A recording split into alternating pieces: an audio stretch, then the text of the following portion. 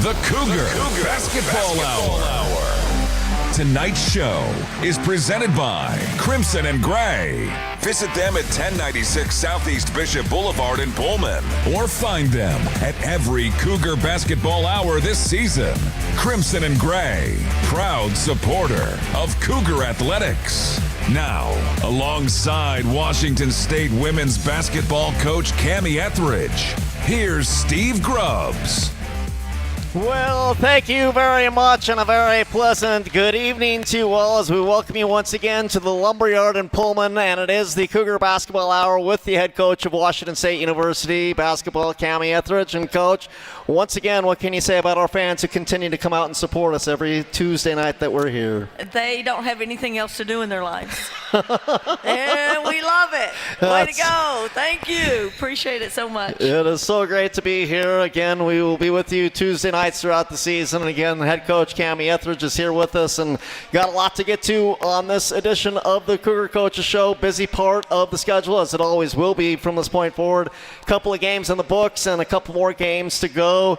Coach, a couple of games against two of the teams that are right now sitting right there at the top of the conference in Oregon State and Santa Clara is what we just wrapped up with. Your thoughts on the week that happened, I guess just in a broad sense to get things started here tonight. Well, complete and total disappointment in our effort against Oregon State. Didn't expect that from our team.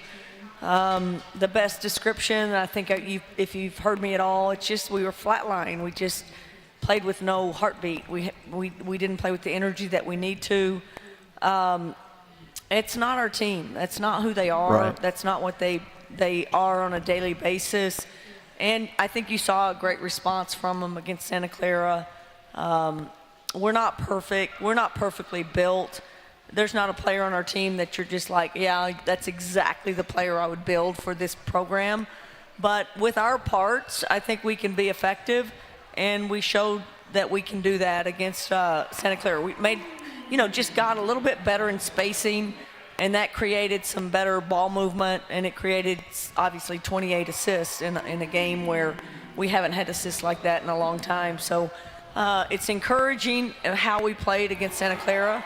Clearly, we need to work on the defensive end, but, it's encouraging that we scored that many points and that we got some better production.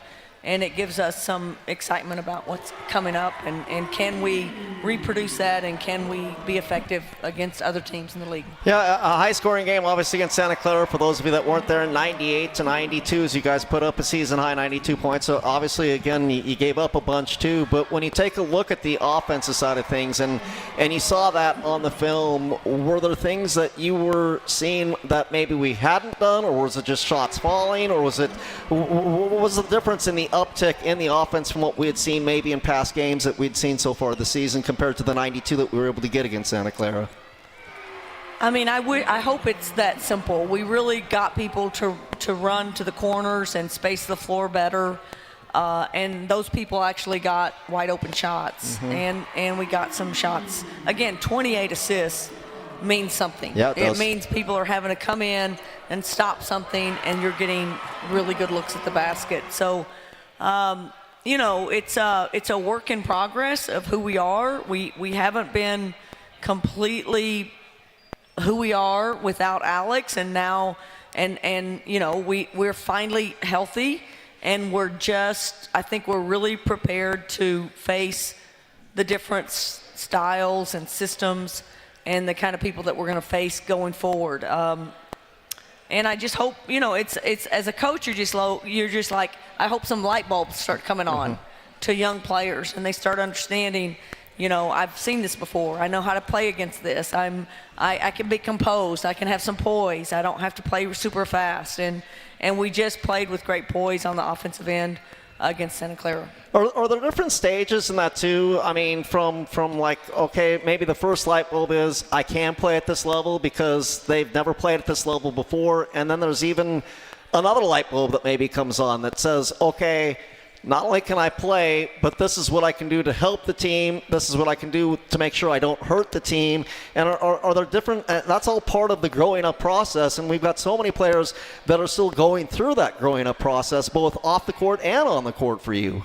Well, so often, freshmen probably shouldn't be playing.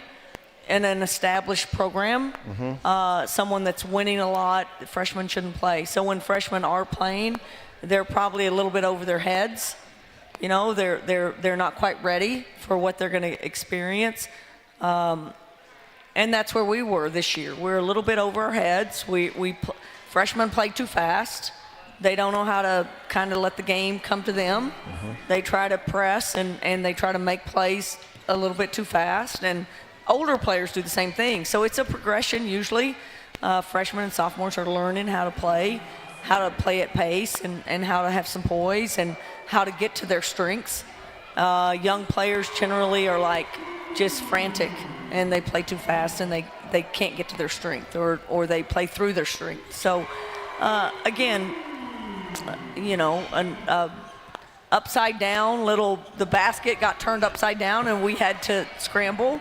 But I really think that the younger players in our program right now have really grown and have some experience now. It's January. That you can't even say they're freshmen anymore. You can't say they're sophomores anymore. They really have some understanding of how to be successful at this level.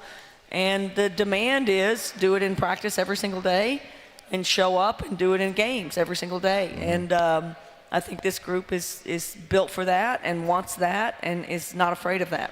The other thing, too, and we touched on a little bit, is that, again, with Alex being out, and then we also had Mart out for a little bit, is that we had the half against Pepperdine, and then Santa Clara.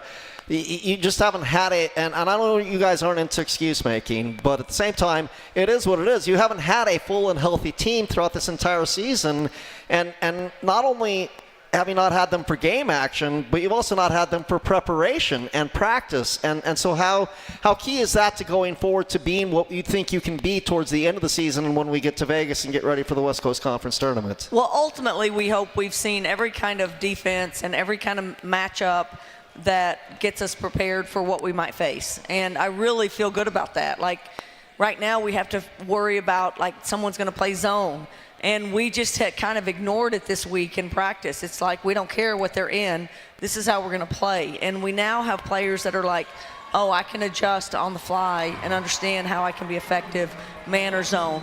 Before, a month ago, we would have been like, wait, what? Are they in man? Are they zone? And we would have had this little debate for like 5 to 8, 10 seconds. And then it's too late to figure it out. So, you know, that's the learning curve of you know, understanding basketball and being a basketball player and just making the right reactions. And we do have the personnel and players that can do that.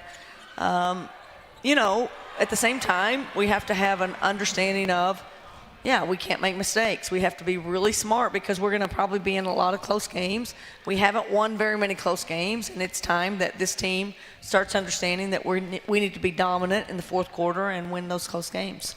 Just getting started. Again, it is your Cougar Basketball Hour with head coach Kamie Ethridge. We've also got a player that's going to be joining us later. Is that correct? I think so. They're sitting there looking at me. All right. There's one of 3. There's one of 3. We'll let you guess, and then we'll totally reveal it to you as well. We'll have a special player.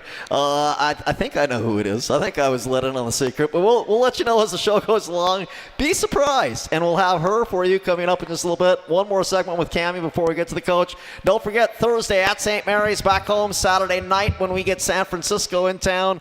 And also we're talking about the West Coast Conference Tournament. Tickets are on sale for that. If you want to go to the WSU Cougars website, go to the WSU basketball page for women's basketball, and you can buy women's tickets only if you want to go that route. If you want the entire thing, men's and women's, you can go that route as well. But you can do that at the WSUCougars.com and just go to their tickets if you want to get your tickets for the West Coast Conference Tournament. That's now up and running. All right, back with more and with the head coach live from the Lumberyard. We're here each and every Tuesday night for your Cougar Basketball Hour, and we'll have more with head coach next. Thanks for listening. It is the Cougar Sports Network.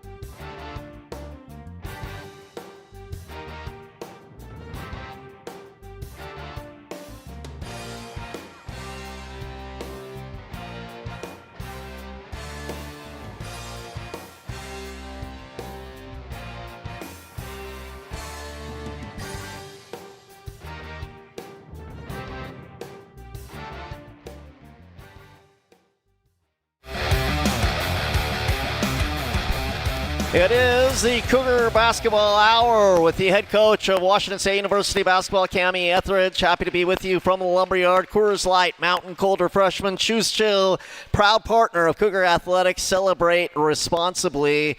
Again, just want to thank everybody. Again, we're back here once again for another season, and to make a show like this a success, obviously you got to have the star of the show, and that's her, Kamie Ethridge, as we all are here to listen to her and talk about this program and about what we're going on with these young ladies that we're seeing compete on a day in and day out basis.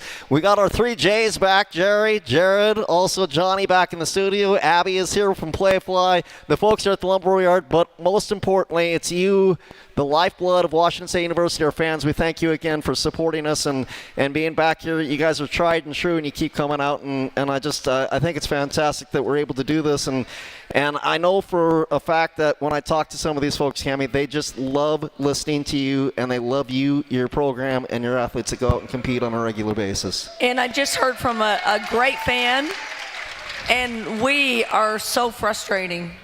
We are a frustrating team right now, and that's me talking and you guys watching, and we're a frustrating team, and we're not quite what we are capable of being, and there's probably 1,000 reasons, but it's just time. I told the team this week, I thought the step that we made for Santa Clara, you know, it could be a turning point, but I'm also very aware that 2 days before that we were a deadbeat against Oregon State. So it takes such will to win, and such commitment, and such on point, and we call it savage. You have to be savage if you want to be great at this game. You can't come in and practice and think you can walk through it and then show up on game day and be savage.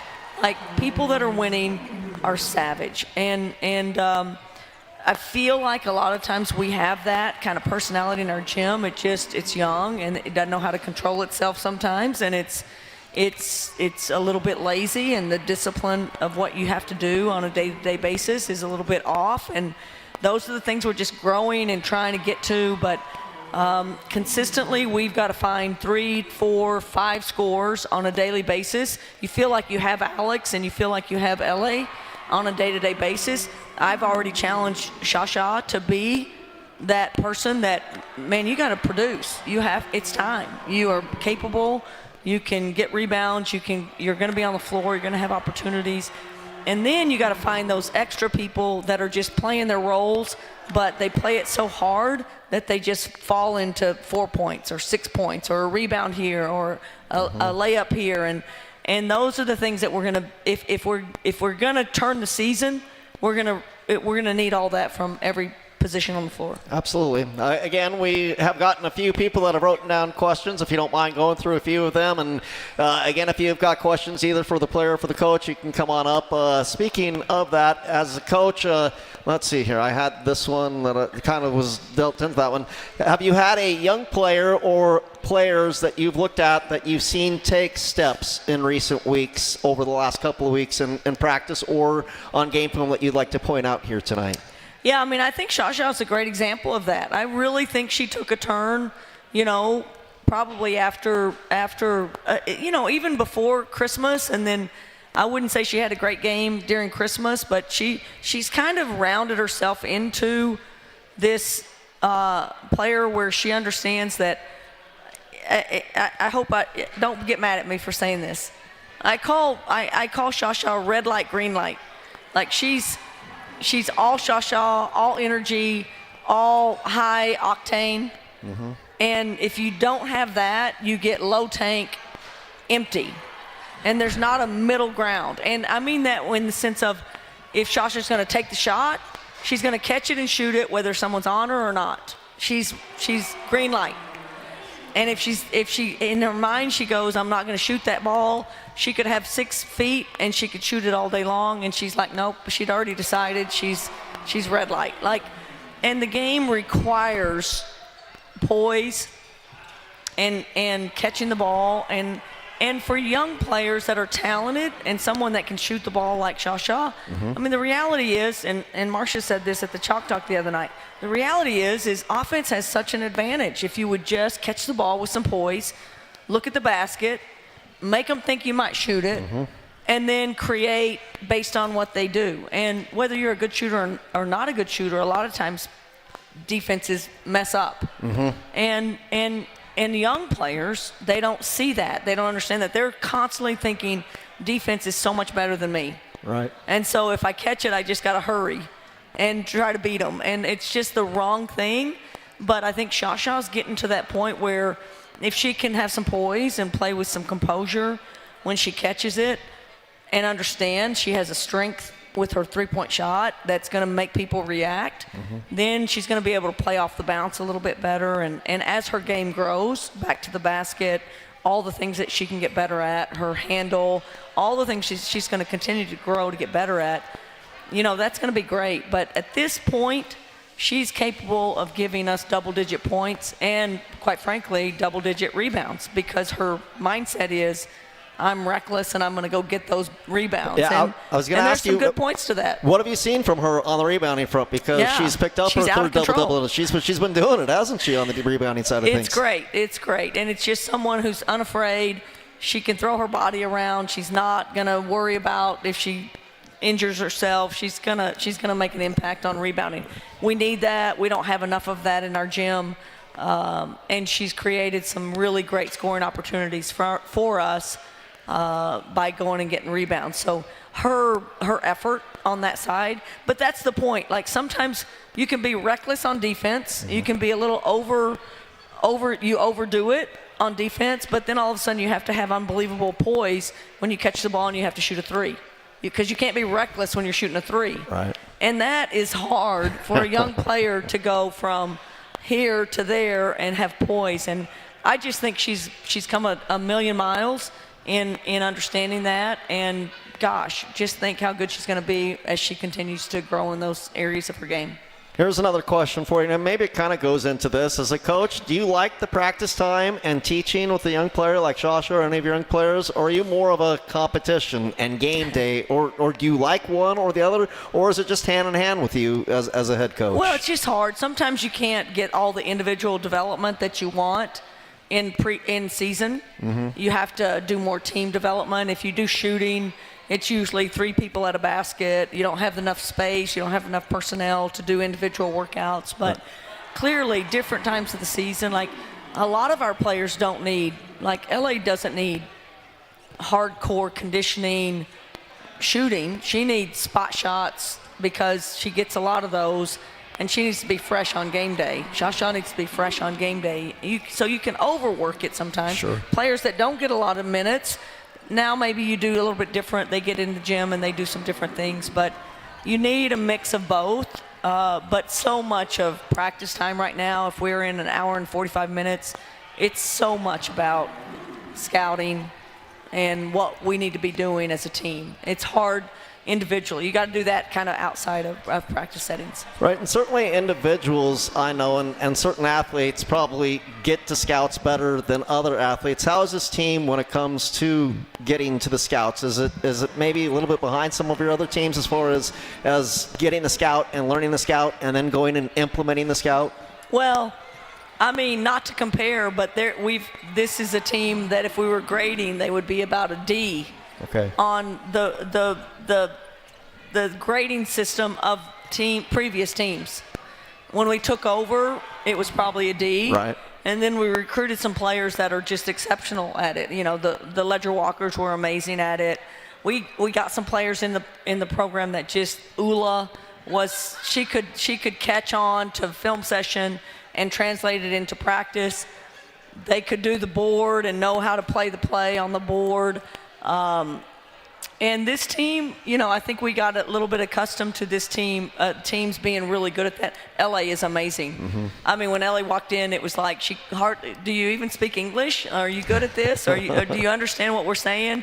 And she could just watch film session and figure it out. And now she's basically telling people what to do on situations. So there are certain players that are just exceptional at it, but for the most part, we can't assume that. I do think that was a luxury we had with certain players, older players. They get better at it, but it's a situation where we really, and again, there's a lot of times we say a word and then someone will stop and say, do you know what that word is? And 3 hands will go up and say, I don't know what that means. Right. So it's really on us to slow down and make sure that they have it right, and and then our system has to be, they know exactly what they're doing when there's that point, like, you know exactly what you're supposed to do until you're not supposed to do it, because that's the game. Like, we can't say every single time you need to send this ball baseline, because in transition you have help right there next to you. You got to send it to that help, and that requires 2 people being unbelievably great at communicating, and us having some versatility, and us being,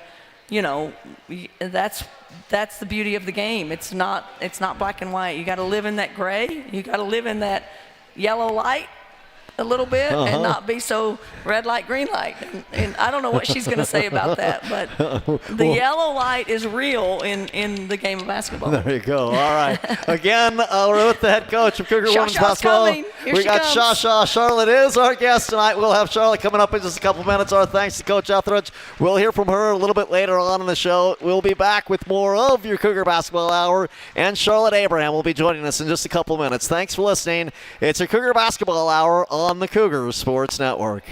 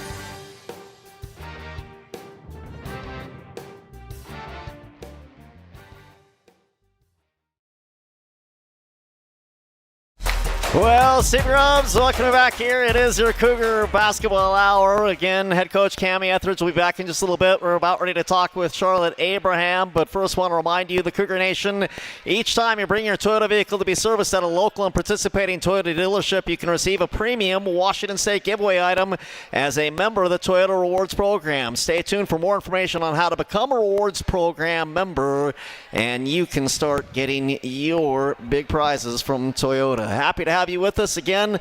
Joined now by a sophomore out of, tell me if I'm getting this right, Cambrai, France. Did I do okay with that? Yes. Okay. It's Charlotte Abraham, everybody. It's Shasha. Give her a hand. First of all, what do you think of this crowd here to say hello to you and to listen to the show here tonight? Sorry. The fans. What do you think about the audience that's here tonight? That's awesome. That's really great. I'm really happy to see all those people, and they keep cheering for us, and that's awesome. Fantastic. Yeah. You heard Kamie, coach, talk about red light, green light. What did you think? What was going through your mind as you were listening to the head coach? And do you think that? What do you think about what she was saying there? I think she's right, and I love making her say, like, I want to make her wrong. Okay. So she's right. I try to, sometimes in my head I want something and I go get it, and sometimes I don't and I'm not doing it. And I try to have more balance, but it is how I am, and I try to fight it. Yeah, I mean, and that is a learning curve, right? I mean, this is just your sophomore season, and as you are now playing and getting more minutes and being out there as a sophomore, talk about that learning curve from like your first game. Remember that way back to last season to where you're at now, and does it get more easy, or does it be? I mean, I don't know what I'm asking for sure, other than do you get more comfortable with the more you play, and just that experience you think will help you get to that level? Yes, I get more comfortable in what I can do, and understanding what the coaches want from me, and playing with Ellie and Alex, understand what they want, how they want the ball, where, and the spacing on the floor. I think I'm getting better at it, and just keep going and bring those freshmen in the program and in the games, and giving confidence to my teammate, and that's what I try to do. How fun is this team, and how about some of the young players in this team and the new additions to this team? I see Tanya's here, obviously Marta's been on your team, but what about the combination of young ladies that you have on this team? How fun are they to be around? I love this team, the freshmen, even the transfer, Ken's, Lauren, everyone is really nice, and we have such a good cohesion, and I think it's rare to have those kind of team, and I'm so happy to be in this team, even though we have a tough time to win game. But I love this team, and I wouldn't have this season without this team. Yeah, and obviously we have had a tough time, but how tough has it been also with the fact that you've had people that have not been available, and you just haven't had a full team? How nice is it to finally be healthy and have a full roster ready to go for game day, and then get ready to attack your opponent when you haven't had that for the most part of the season? It's really great because everyone is bringing something different on the court. So having all those strengths and all those people that can do a lot of talented things, I'm really glad that we have these people back. And as you get ready now here at this stage of the season, you get a trip coming up this week. You go to Moraga, then you come back home. This is a kind of the point in the season. I know Kamie talked about it in her time with us. Time really to get this season going, because again, it's been a rough start, but there's so much season left, and then can we get things going for March? And how do you feel about, as you get ready for these next set of games, that this is kind of where maybe the season begins? Maybe the game against Santa Clara was a jumping off point. Yes, I think our non-conference schedule was really tough, and we faced a lot of different teams, and we faced a lot of different difficulties, and I think right now we're ready to face everything. And the game of Santa Clara, we were our team was 100%, and I think it's really giving hope for the rest of the season. And I just want to think of the tournament and win that, and go from there. Absolutely. Do you mind spending one more segment with me? No worries. All right, we'll do one more. We'll have a quick break, then we'll come back. No reason. Why not? Let's do it. We'll do it with Charlotte Abraham. We'll do it next. It is your Cougar Basketball Hour right here on the Cougar Sports Network.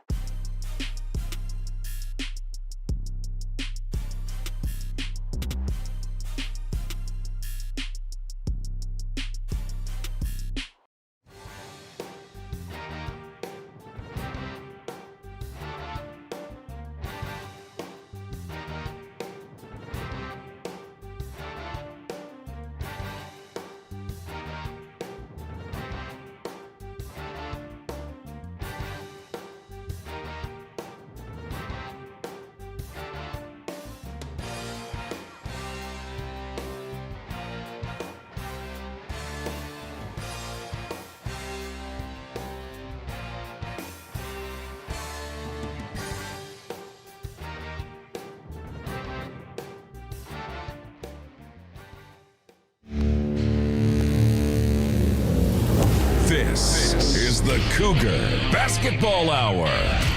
Tonight's show is presented by Crimson and Gray. Visit them at 1096 Southeast Bishop Boulevard in Pullman, or find them at every Cougar Basketball Hour this season. Crimson and Gray, proud supporter of Cougar Athletics. Well, we are back. It is Once again, indeed back to your the Lumberyard Food Hall in downtown Pullman. Here's Steve Grubbs. I guess I jumped the gun a little bit there. We are back now. It is your Cougar Basketball Hour. Happy to have you with us. Again, Charlotte Abraham joining us. Again, it is your Cougar Basketball Hour live from the Lumberyard.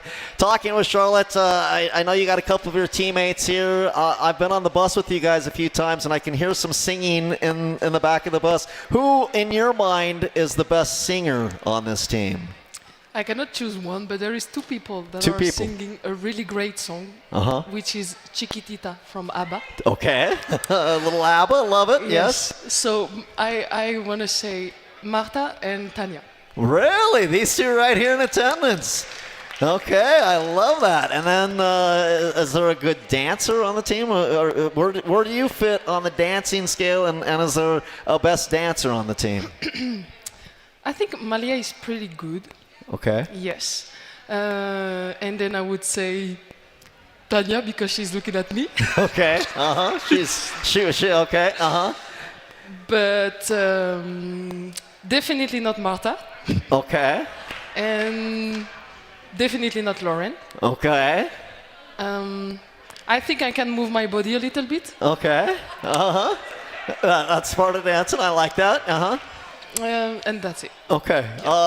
Is there, as we get into what you do for pregame, do you have a pregame ritual at all? Is there anything that you do before every game, and you make sure that you do it before every game, or is it just kind of you do whatever you want before games? It depends. I do whatever I want. I just like home game shooting really early. Okay. And being alone on the court and trying to find my spots and being comfortable on the court. But it depends on my mood. Sometimes I'm too low, so I'm doing something to hype me up, and sometimes I'm too up, so I'm trying to calm myself most of the time. Trying to find that perfect spot. Yes. Okay, I like it. And then we did have somebody ask me this. As you guys get ready and you have some downtime on the road, let's say you go on your road trips. I know a lot of time you're practicing, you're scouting, you've got your studies that you have to do, and then you got games and all that. But if you get an hour or you get a couple of hours, is there anything you like to do with your downtime when you're on the road? How do you feel that downtime when you're on the road and have a long road trip? We have some great deep conversation in the team. Okay. Yes, about life, about everything, and what we want to do when we're gonna grow up. I mean, we are young ladies, but yeah, when we're gonna be old ladies. Okay. Have you solved all these problems on the road? Yes, so we talk about that. We are watching movies. Okay. We are listening to music, karaoke. Okay. We're just together, and we're always together. Absolutely. Yeah. 3 double-doubles so far in West Coast Conference play for Charlotte Abraham. Going after rebounding and doing the job on the boards, has that been one of the priorities for you as this season has gone along, to go after those loose balls and make sure you secure the rebound for Washington State? Yes.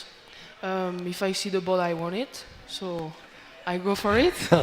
We've seen that, yes. And I try to make sure that no one else is going to get it. So, yeah.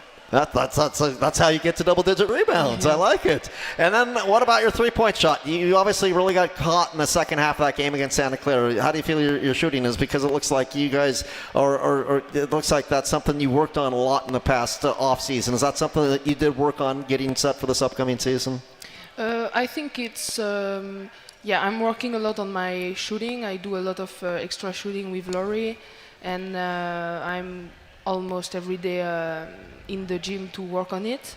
And I think for the game against Santa Clara, just my teammates found me on the corner I spaced the floor the right way because I saw myself on video against Oregon State, and I was kind of embarrassed. So yeah, Okay. I tried to be better. Did just get a question come in. We noticed that your nails are done. I think they're talking about your fingernails. One, you want to show them off. You don't have to, but if you want to, you can. And can you tell us about your nails? So my nails are with a lot of colors. Multicolored, yep. Yes, Malia did that to me. Okay. I mean, I don't know. I like it. It's No, like, they're beautiful. I Yeah. think they're fantastic. I think they are funny, and yeah. And then we did also, what is your favorite kind of movie? Do you have a favorite kind of movie? Yes. Okay. I like the kind of movie that makes me think, and I hate movies that are like fantasy movies Okay. that are not real. Uh-huh. And I like to translate things into my life and think of it, and yeah. Okay. And then one last question before we let you go. Actually, I've got two last questions. I lied. I'm sorry. But we'll make it two quick ones. The first one is, and now I forgot the two questions are, but it's going to come back to me. Here's the one question. This road trip coming up, St. Mary's. Do you know much about St. Mary's on the scout? What do you guys know about this matchup going into Thursday? Against St. Mary's, we know that there is not one player that is really scoring for them, and it's a pretty complete team. So we have to play defense with everyone and know who's not gonna shoot that good, who's gonna shoot really good, and being together and try to contest all the drive and being helpful for each other. Okay. Let's leave it at that. Again, Charlotte Abraham, everybody. Let's thank her for joining us here on the Cougar Basketball Hour. She did a great job, didn't she? We'll have more with Coach Ethridge, and we'll do it when we come back. We got the final 20 minutes to get to. It is your Cougar Basketball Hour right here on the Cougars Sports Network.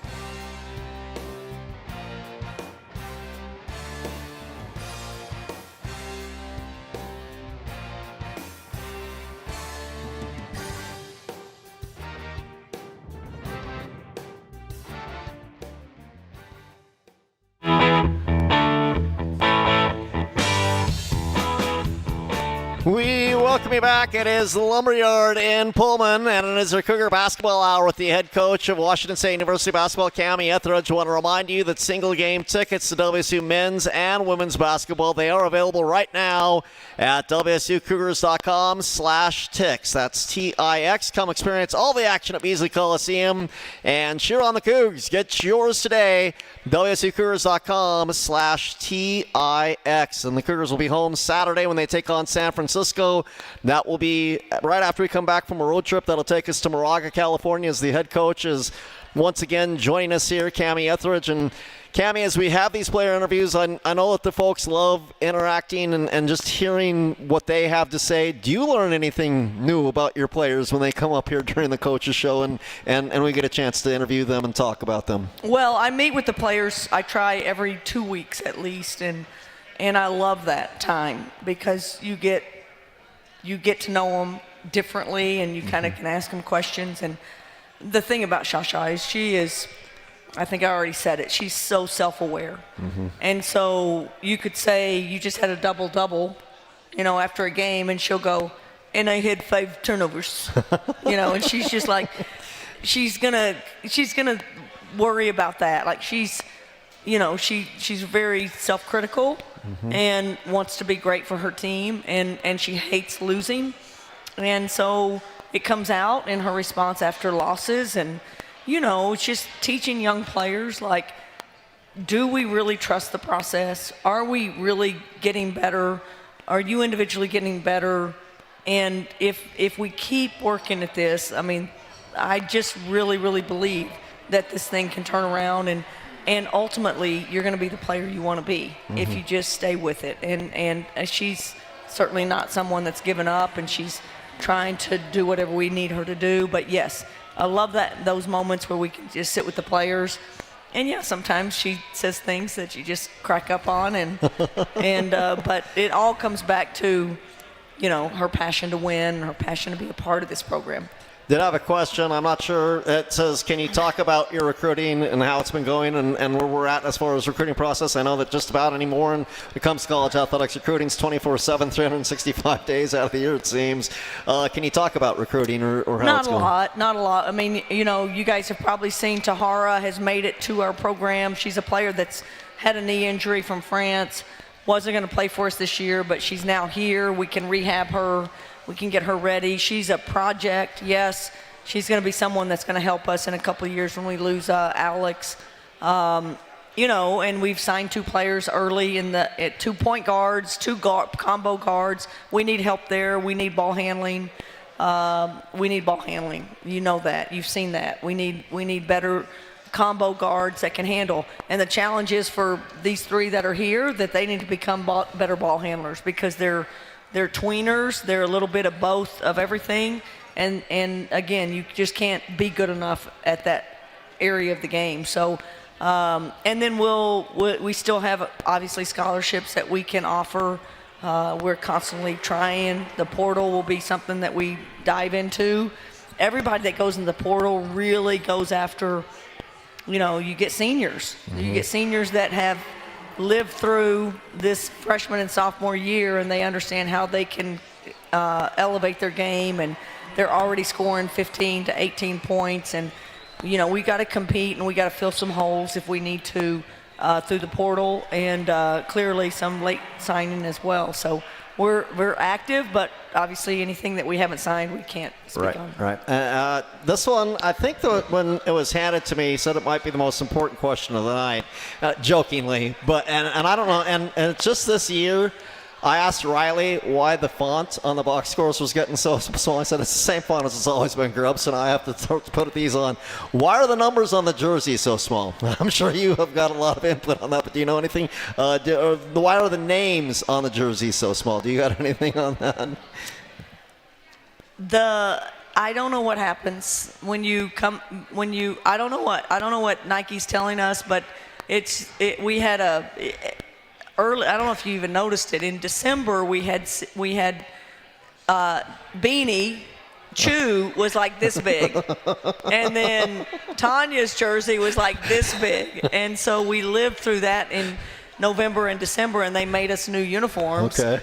But they told us they could only all be small. Okay. Which we just saw Beanie's, and hers was big, and we've probably watched other programs that have bigger sized names. I don't know what to say. All I can say is the good news is we didn't have to pay for the uniforms this year. Okay. They gave us 2 sets and we didn't have to pay for them. So there we go. not to worry. We spent that money other places, but I don't know what to say. It's just what Nike tells us and how they send them to us, and it's out of my area right, I of figured as expertise. much. All right, let's go ahead and take another But break. it bothered me too. It really bothers me. Okay. We'll take a break, and when we come back, we'll have more about this upcoming week for Washington State University basketball. We'll talk about the two opponents, and we'll do it next. It's Cougar Basketball Hour right here, live from the Lumberyard on the Cougars Sports Network.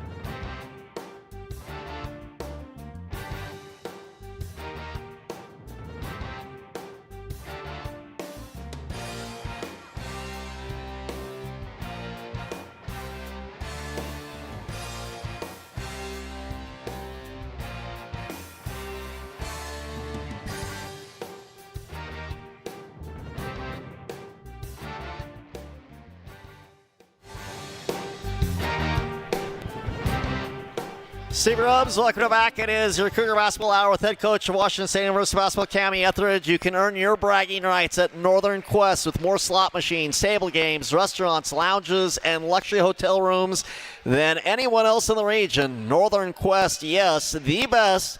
More at northernquest.com. Well, Coach, getting set for a couple of games this week. Thursday, a trip to Moraga to take on the St. Mary's Gales, and then back home on Saturday to take on San Francisco. So one of those split weeks. Again, I'm sure everybody does them. We seem to be right there in portion of the schedule. We do have a bye the next time, but we're on the road Thursday, then have a bye, and then it's Thursday, and then back home on a Saturday. So it's just kind of life in this conference. I know you don't make the schedule. I don't know why there's so many or can be so many, but is that one of the hurdles with this set of games where you do have a road game followed by a home game and you're in two different locations like that? Well, again, these are our closest friends that are listening to this radio and in this building. And, you know, this is the difficulty. Like, we walked into the Pac-12 and we've never chartered. Mm-hmm. And we've talked to very much mid-majors while we were in the Pac-12, and their jaw drops when they hear that we don't charter flights. And then, you know, but we do it and we live with it, and it's not the worst thing ever. But the reality is a lot of these teams charter. Yeah. Like Pepperdine chartered back after they played us. Like, these teams are coming in here and they're chartering back home. And we don't. We wait the next day, and so when you get these split weekends, we're literally waiting until Friday. We play Thursday, and we're getting on a flight. It's an 8 o'clock flight, but we're getting on the bus at 6 o'clock, and we're trying to get back at 2 o'clock to practice, and then we play the next day at 6 or whatever time we play. So the difficulty of that, and again, I get it. The money is real, and if I had a choice to spend money on this or this, but it's just the competition is committing to those things. So we are chartering one time, and I think it's when we have to come back and play Gonzaga. It's after Santa Clara. And again, we have some money built up in our Excellence Fund, and that's huge. We've built it up to use for these kind of extraordinary expenses that we have to have, which includes some NIL stuff that if we want to compete, we have to get in that business. We haven't been in that business, and it's time. And so chartering and what people are willing to do and what we can't do at this point in our university, these are just big discussions that are way above me, but it's reality. We don't compete at the same level. And I think the reality is that people think we have the money of real Pac-12. But even when we were in the Pac-12, we didn't have the money that everybody else had. We were 12th out of 12. And so now you're in a mid-major, and we don't even come close. Oregon State they charter everywhere. And that's a comparable one that you just go, what? They charter and you don't? And then you talk about Pepperdine, and you talk about these teams that are just like, no, we're getting out. LMU got out right after they played us. So it's not always apples to apples, and no one likes to talk about money and those things, but the reality is that's a big difference. If we got back on Thursday night and could get up and practice on Friday anytime we wanted and not be in this scramble mode all day Friday and then get back at 2 and then try to practice and then try to turn around and have that, I mean, it's a big difference in the wear and tear on the bodies of our athletes. Now, I hope these 3 that are here aren't listening to any of that, and we're going to present it like good for us. This is what we get to do, and this is a joy, and love it. And who else has it better than you? Who else has it better than you? Get up and let's go. And I'm not going to make any excuses on it, but big picture, man, it's not an easy thing that we're doing. Again, at St. Mary's Thursday, home to San Francisco on Saturday. We do one more break, so let's take that now. Come back and wrap up the show. We'll do it next. Again, you're listening to the Cougar Basketball Hour with Kamie Ethridge right here on the Cougar Sports Network.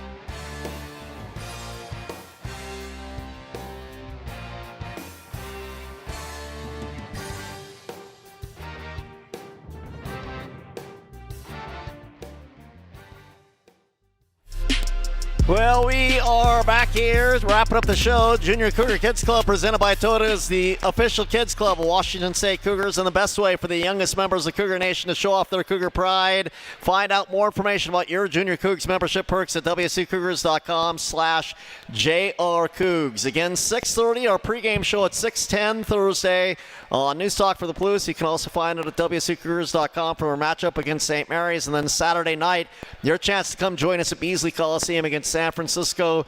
Coach, only a couple minutes left in the show. Just your thoughts on St. Mary's, and then I'll also let you have the final word. Just as we get ready for the Gales, what are we looking at when we get ready for St. Mary's on Thursday night? Well, I just keep telling them. I mean, it has so much to do with us. We can scout, we can really pinpoint things that we have to do, but we have to show up. And I think this team is growing up in the midst of just an unbelievable struggle. It's hard for me to believe that a young team could stay with it and stay positive and be all in the midst of where we are right now.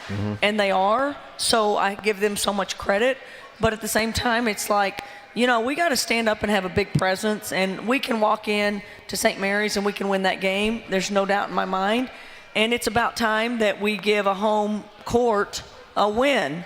And so we want to come back here and beat San Francisco. So we need an unbelievable weekend, and I don't want to make excuses. I want us to stand up and be all that we can be. And what does that mean? We're not going to be perfect. What does that mean? We gotta find and grind and find ways to win close ball games, because we're going to be in them. And I think this team is taking strides. And like I said, believe in them. They're people that want to be here. They believe in this place. And we need your support in every possible way. And I think you're going to be proud of them as they continue to fight for us. I agree. 6:30 again Thursday night. Again, we'll be back here a week from tonight. Coach, as always, thank you for the time and joining us. Go Cougs!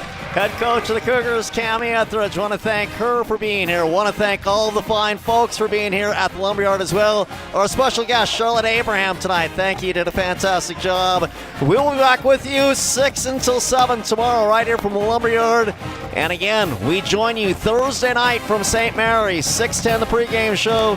6:30 your tip-off time. Until then, for the entire gang, Steve Grubb saying so long. Thanks for listening to the Cougar Basketball Hour with head coach Kamie Ethridge on the Cougar Sports Network.